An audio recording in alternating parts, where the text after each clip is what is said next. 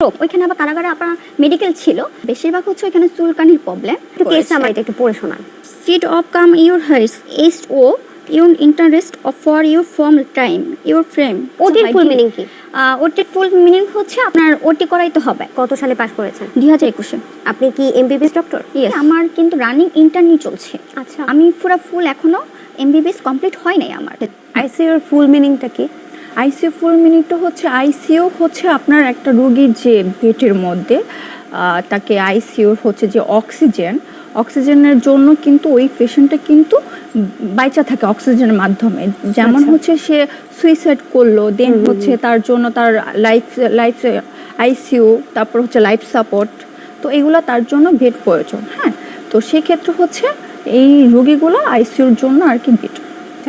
কিন্তু আইসিইউর একটা full meaning আছে, আপনি যেহেতু একজন ডক্টর, হ্যাঁ, সো আপনি তো এটা ফুল মিনিংটা অ্যাকচুয়ালি বলতে আমি পারবেন। আপনাকে আরেকটু বলি, আমার ডিপার্টমেন্ট হচ্ছে গাইনি ডিপার্টমেন্টে। তো আইসিইউর যে ভিডিওটার কথা বলেছেন সেটা হচ্ছে আমার কলিগ, সে হচ্ছে সার্জারি। আমি কিছু জানতে চাচ্ছি না, আমি শুধু আইসিইউর ফুল মিনিংটা জানতে চাচ্ছি আপনার কাছে। অ্যাকচুয়ালি এটা আমি সঠিক বলতে পারবো না। আপনি একজন ডক্টর, আপনি আইসিইউর নো, আমি বলতে পারবো না, কারণ এটা আমার ডিপার্টমেন্ট না। আইসিইউ কি কারো ডিপার্টমেন্ট হয়? ওটির ফুল মিনিং কি? ওটির ফুল মিনিং হচ্ছে আপনার ওটি করাইতে হবে। একজন ডাক্তার দেখেন কিভাবে ভুয়া ডাক্তার, তার ইন্টারভিউ নেওয়া হয়েছে, তাকে বলা হয়েছে আইসিইউর মানে বলেন, আইসিইউর ফুল মিনিংটা কি? সে আইসিইউর মানেই জানে না এবং সে বলে এটা তো আমার ডিপার্টমেন্ট না। আইসিইউর আবার কোনো ডিপার্টমেন্ট হয় নাকি? আইসিইউ তো যে কোনো ব্যক্তি যে কোনো সময় যেতে পারে। কারো অবস্থা খারাপ হয়ে গেলে, খুব যদি সিরিয়াস হয়ে যায়, তাহলে সেই ব্যক্তিকেও কিন্তু আইসিইউতে যেতে হয়।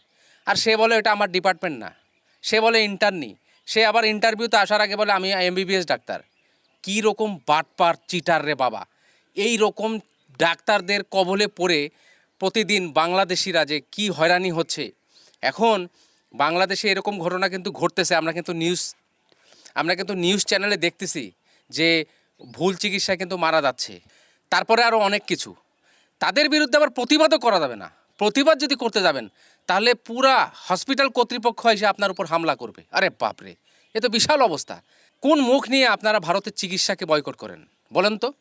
আপনাদের যে দাদা, যে পীর সাহেব আছে, বসে বসে বলছে যে ভারতের চিকিৎসা বয়কট করে মালয়েশিয়া সিঙ্গাপুর যাওয়ার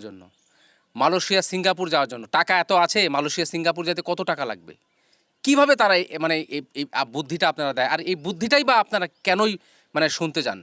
আসলে এই বুদ্ধি কেউ শুনে না। যারা আসলে পলিটিক্সের সাথে জড়িত তারাই ফাঁসে যাচ্ছে। ওই ফাঁকে যদি আপনি পা রাখেন তাহলে কিন্তু আপনার বরবাদ হয়ে যাবেন, তাহলে আপনার ক্যারিয়ার বরবাদ হয়ে যাবে। না আপনি এই কুলের থাকবেন, না আপনি ওই কুলের থাকবেন। যেমন ভারতের চিকিৎসাকে বয়কট যদি করেন, তাহলে বাংলাদেশের চিকিৎসার অবস্থা কী সেটা আপনারা বুঝতে পারতেছেন না যে কতটা ভয়ানক। এই ভিডিও দেখলেই বোঝা যায় যে এরকম আরও কত বাটপার আছে। আরও একটা জায়গায় খবর দেখলাম, এই যে দেখেন, ভারতের পণ্য বর্জনকে উপেক্ষা করেই, মানে এই সবকে পাত্তা না দিয়েই বাংলাদেশিরা দলে দলে এখন ভারতে আসতেছে ঈদের শপিং করার জন্য। আর তারা অনেক টাকার শপিং করে ব্যাগ ভর্তি মাল নিয়ে আবার দেশে ফিরতেছেন। তাদেরকেই প্রশ্ন যখন করা হয় তখন তারা বলে যারা বয়কট করতেছে তারাই ভারতের পণ্য ব্যবহার করে। এই হচ্ছে ভারতীয় পণ্য বর্জনের বর্তমান অবস্থা। উপর দিয়ে ফিটপাট, ভিতরে সদরঘাট। ভারতীয় পণ্য বর্জনের যে ডাক দিয়েছে সেটা হলো উপর দিয়ে ফিটপাট আর ভিতরে সদরঘাট, এই রকমের মতো। এইসব জিনিসকে পাত্তা না দিয়ে আপনারা দুই দেশের সাথে সম্পর্ক বজায় রাখেন। ভারত এবং বাংলাদেশ দু দেশের লোক একে অপরের সাথে মিলেমিশে থাকেন। মনে রাখবেন, ভারতের পণ্য কিন্তু এতদিন আপনারা ব্যবহার করছেন, এখনও করে যাচ্ছেন, বা কিছু লোক বর্জন করেছে। তাই বলে এখন সেই উপকারটা কিন্তু ভুলবেন না। আর 1971-এর কথা তো আছেই। বাংলাদেশের প্রধানমন্ত্রী শেখ হাসিনা বলেছেন যারা ভারতের পণ্য বয়কট করছে বা করতেছে তাদের উদ্দেশ্যে বলেছেন, পারলে আপনারা আপনাদের বউ স্ত্রীর ভারতীয় শাড়ি জ্বালায় দেন, তাহলে বুঝবো পণ্য বর্জন সঠিক চলতেছে।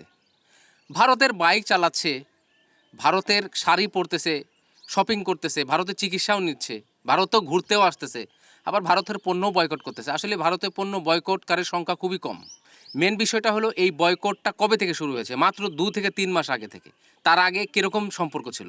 আমি চাই তার আগে যেরকম সম্পর্কটা ছিল এতদিন বাংলাদেশ এবং ভারতের মধ্যে, সেই সম্পর্কটাই আবার পুনরায় যেন হয়ে ওঠে, এটাই আমি চাই। তো এই ছিল আজকের ভিডিও, দেখা হচ্ছে নেক্সট ভিডিওতে।